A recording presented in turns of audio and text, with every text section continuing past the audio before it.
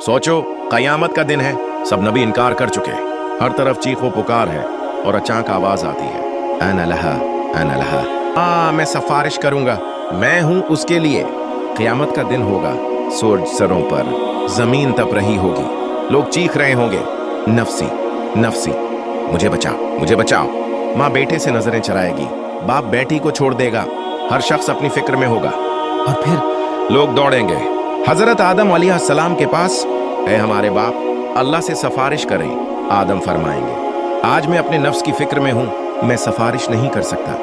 फिर नूह इब्राहिम मूसा ऐसी सब इनकार कर देंगे, सब कहेंगे नफसी नफसी।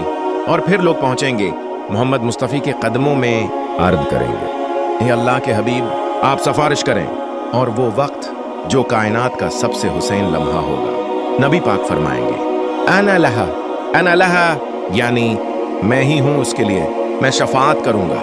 आप सजदे में जाएंगे, अल्लाह करीम की ऐसी हमदो थना करेंगे जो आज तक किसी को न आई होगी। फिर रब्बुल आलमीन फरमाएगा, ए मोहम्मद सिर उठाओ, मांगो जो मांगना है दिया जाएगा, सिफारिश करो कबूल की जाएगी।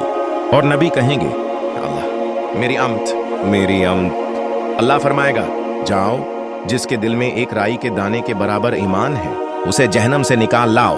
ये होगी शफाअत कबरी, जब हर दर बंद हो चुका होगा, सिर्फ एक दरवाजा खुला होगा, मोहम्मद का दरवाजा। लेकिन क्या हम इस काबिल हैं कि वो हमें पहचाने? हमने उनके दीन को कितना अपनाया?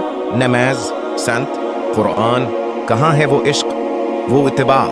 अगर आज हम न जागे तो कल कौन सिफारिश करेगा? अगर आपको ये वीडियो दिल को लगी हो, अगर आप चाहते हैं कि और लोग भी जागें, तो बस लाइक करें, शेयर करें और कमेंट्स में दरूद पाक लिखें, ताकि क़ियामत के दिन हम सब पहचाने जाएं। सल्ली अल्लाहु अलैहि वसल्लम